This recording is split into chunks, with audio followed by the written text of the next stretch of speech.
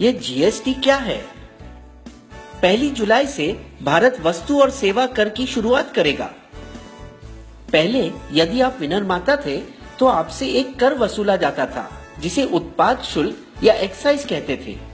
वस्तुओं को मुंबई जैसे बड़े शहरों में बेचना है, प्रवेश कर ऑक्ट्रॉय चुकाइए। अपनी दुकान से माल बेच रहे हैं, बिक्री कर। खरीदी कर रहे हैं, वैट चुकाइए। मूल्य सम्मार्जित कर, सिनेमा, मनोरंजन कर। आप पेशेवर फोटोग्राफर है, सेवा कर। अपना मकान किराए पर उठा रहे हैं, फिर से सेवा कर। किसी चीज का आयात कर रहे हैं, सीमा शुल्क। विदेशी गाड़ी खरीद रहे हैं, विलासिता कर। कर कर कर। अमेरिका के संस्थापक पिताओं में से एक और $100 की नोट पर चमकते चेहरे बेंजामिन फ्रैंकलिन ने एक बार कहा था, जिंदगी में केवल 2 ही चीजें तय हैं, मौत और कर। हर एक सरकार अपने खजाने को भरने के लिए नए कर की इजाद करती है। अब भला और कौन सा कर मैं लाऊं? राजनीतिक विपक्ष पहले से ही बहुत देरी करवा चुका है। 160 देशों में भारत से पहले ही जीएसटी है। कुछ देशों में तो यह 1950 के दशक में ही आ चुका था। तो क्या हमें चिंता करनी चाहिए कि इसकी वजह से हमें ज्यादा कर अदा करने होंगे, या हमें खुशी होनी चाहिए कि कर कम होंगे? आइए देखें कि जीएसटी आपको और मुझे किस तरह प्रभावित करेगा। एक उदाहरण ले, मारुति स्विफ्ट पेट्रोल गाड़ी की मुंबई शहर में जीएसटी के पहले और जीएसटी के बाद।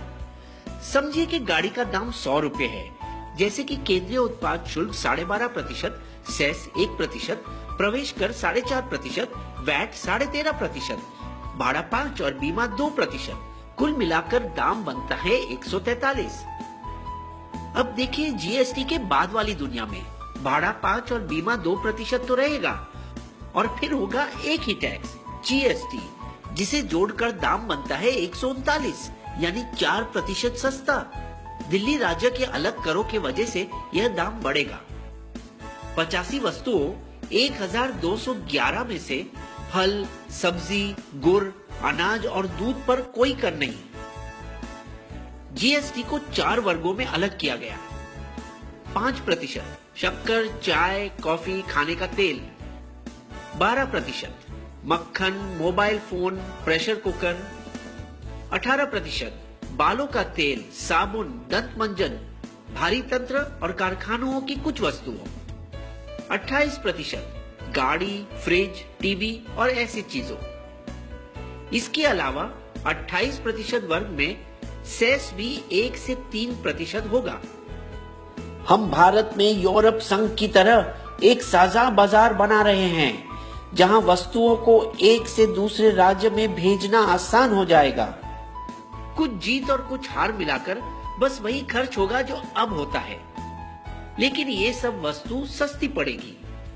दंत मंजन, बालों का तेल और शैम्पू, गाड़ियां, बैटरी, फिल्मों और हवाई जहाजों के टिकटें, और कुछ जो महंगी होगी, टीवी, फ्रिज, एसी, लैपटॉप, आयुर्वेदिक औषधों, पेंट्स और आपका मोबाइल बिल। लेकिन सरकार को कुछ मुश्किल बातों का सामना करना पड़ा। पैराशूट बालों में लगाने का तेल है या खाना पकाने का?